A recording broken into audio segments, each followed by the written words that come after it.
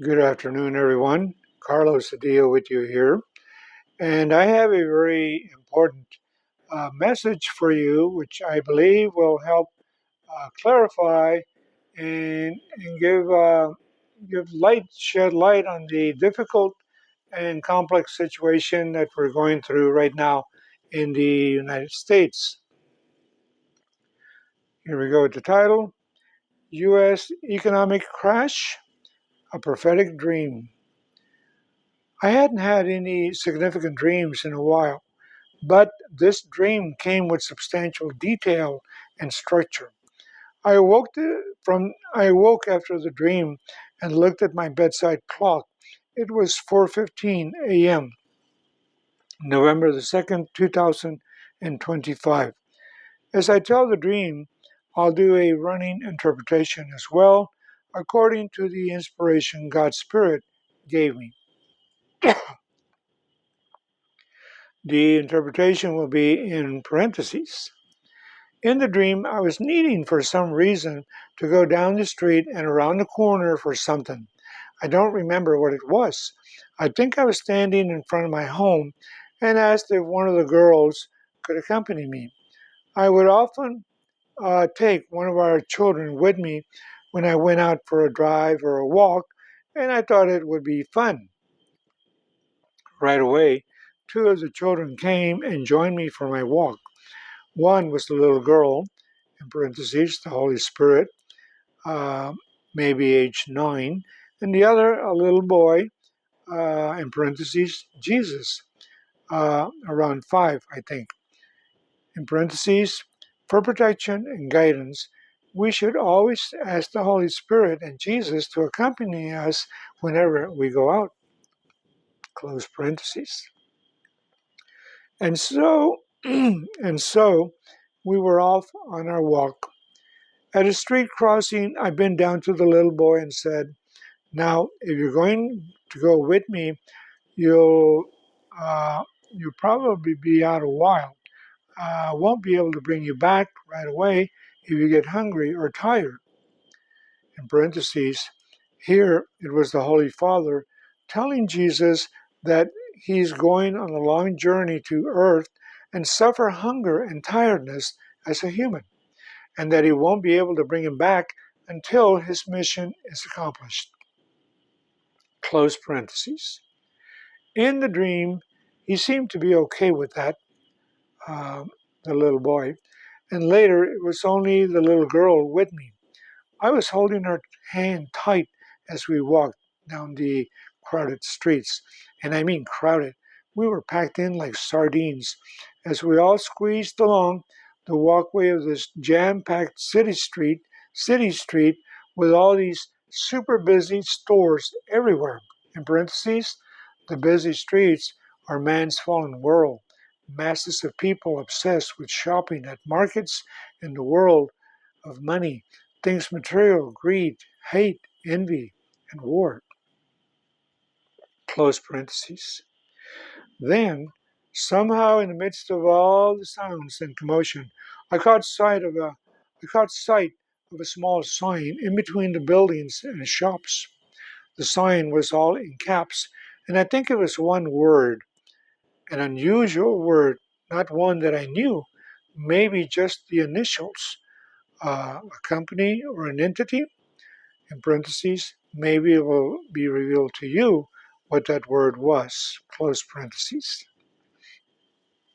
I was drawn to this sign right away, and I thought, it can't be that nobody else is noticing that sign.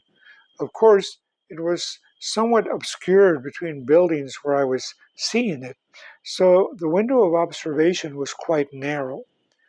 In parentheses, the sign I saw amidst all the confusion and meaningless activity was a sign of hope in the shape of warning. Warning, something ominous is on the horizon.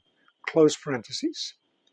But I quickly made my way to the building that had that sign and still holding the little girl by her hand. I don't know if the little boy was still with us. I didn't see him. So we got to the building with the sign and we went in and took an elevator. And there we were going up this mysterious elevator in this mysterious building with the mysterious sign, a sign no one else was seeing, and no one else in the building no one else was in the building or elevator but us. It was indeed mysterious and even a bit foreboding. In parentheses, yes, the elevator was going up in the dream, and I felt a sense of foreboding, as if something dark was coming, something terrible was going to happen, and it did. In parentheses, the economic crash. The economic crash, close parentheses. The elevator cables, with all the weight of the U.S. debt, inflation, tariffs, high interest rates, unemployment, and other unscrupulous economic policies, just snapped, and the elevator went plunging down full speed.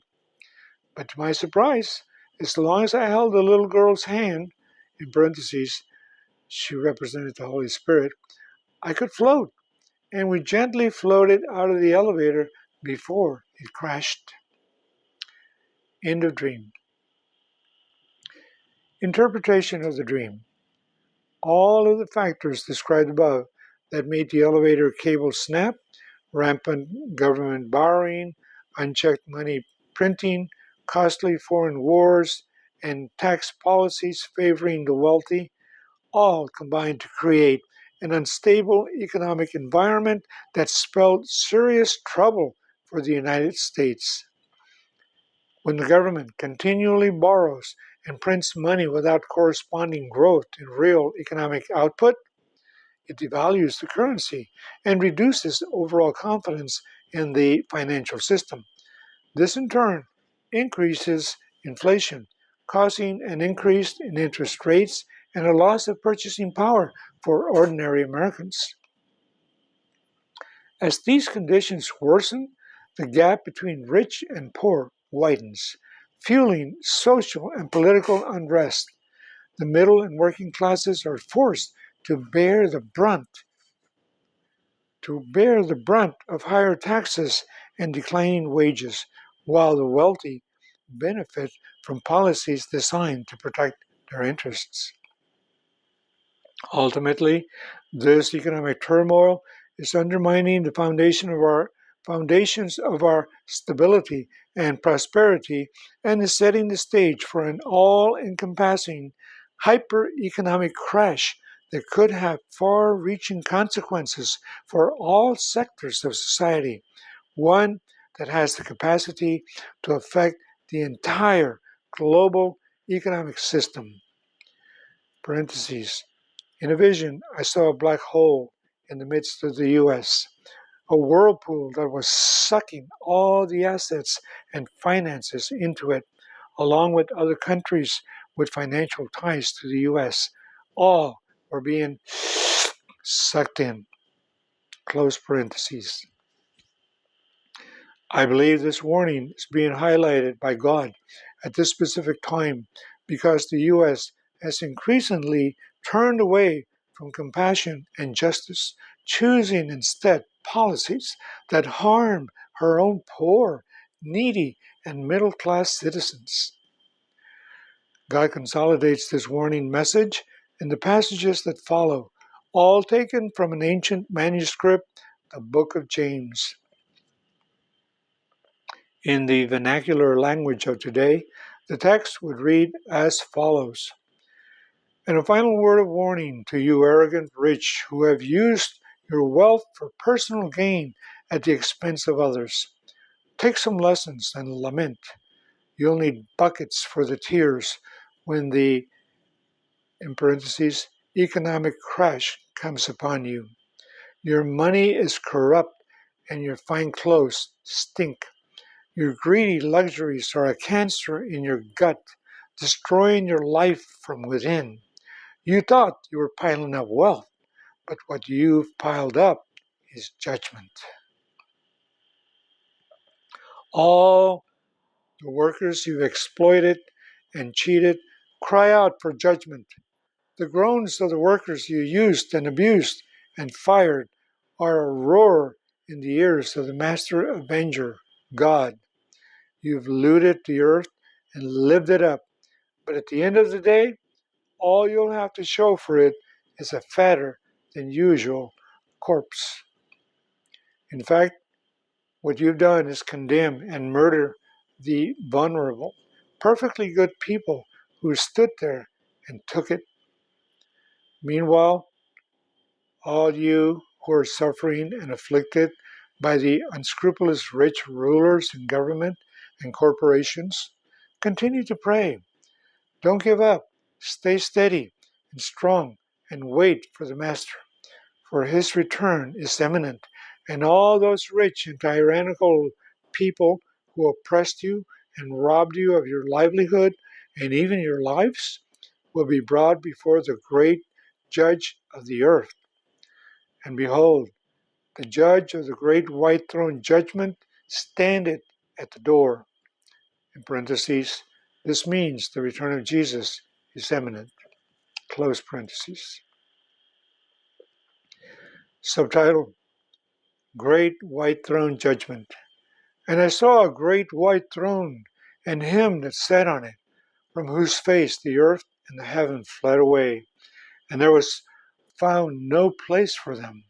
And I saw the dead, and small and great, standing before God, and the books were opened, and another book was opened, which is the book of life, and the dead were judged out of those things which were written in the books according to their works. Revelation 20, verse 11 and 12. Tell the righteous it will be well with them, for they will enjoy the fruit of their labor. But woe to the unrighteous wicked, whose deeds are dark. They will be judged according to what they have done. Romans 2:6. In the file, Carlos A. Cedillo.